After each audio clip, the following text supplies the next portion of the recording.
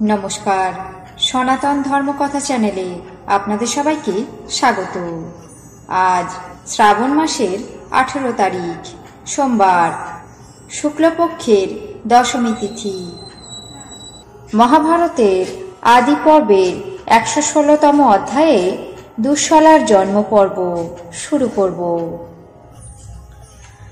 নারায়ণং নমস্কৃত্য নরং চৈব নরোত্তমং দেবীং সরস্বতীং Basham ততো জয়মুদীরয়েৎ।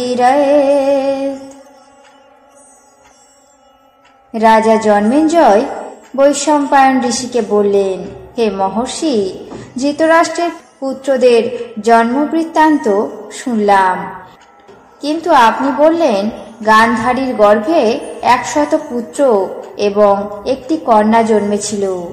তাদের মধ্যে শতপুত্র মহর্ষি বেদব্যাসের বরে জন্মালো, কিন্তু কন্যাটি কিভাবে জন্মগ্রহণ করলো তা বললেন না। অমিততেজা মহর্ষি বেদব্যাস গান্ধারীর প্রসূত মাংসপেশিগুলিকে 100 খণ্ডে বিখণ্ডিত করেছিলেন এবং গান্ধারী আর কখনো গর্ভধারণ করেননি। তবে কিভাবে দুঃশলার জন্ম হলো সেই কথা শুনতে অত্যন্ত কৌতূহল হচ্ছে, দয়া করে বর্ণনা করুন। ঋষি বৈশম্পায়ন বললেন, মহারাজ, আপনি উত্তম প্রশ্ন করেছেন। মহর্ষি বেদব্যাস শীতল জল সেচন করে সেই মাংসপেশিগুলিকে একটি ভাগ করলেন। ধাত্রী সেই সকল ভাগকে নিয়ে একে একে ঘিয়ে ভর্তি কলসির মধ্যে রাখতে লাগলো।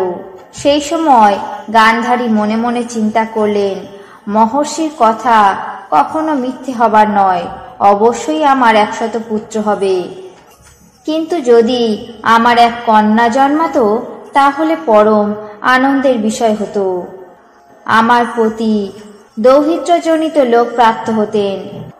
আমিও পুত্রকন্যা নিয়ে সুখ স্বাচ্ছন্দ্যে সংসার নির্বাহ করতে পারতাম।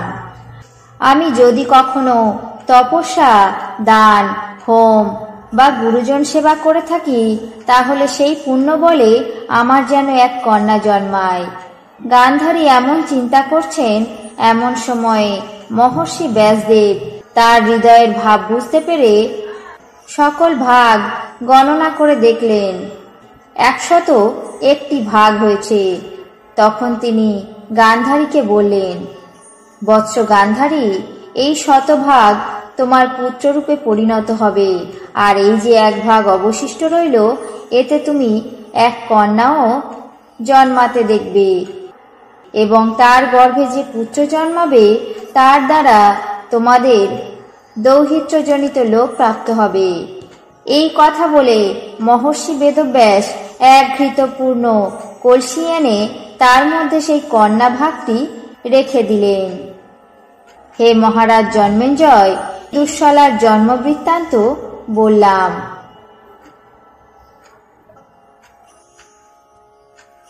আজ মহাভারতের আদি পর্বের 116তম অধ্যায়ে দুঃশলার জন্ম পর্ব এখানেই শেষ করছি। বাকি অংশ আগামী পর্বে পাঠ করে শোনাবো। এখন জেনে নেব আজকের দিনের 12টি রাশির রাশিফল।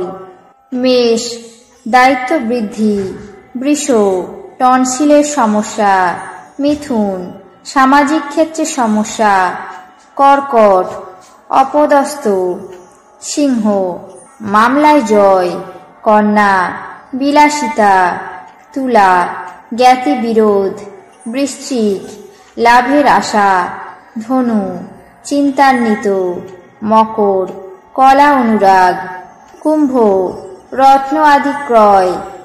মীন, ইচ্ছা পূরণ।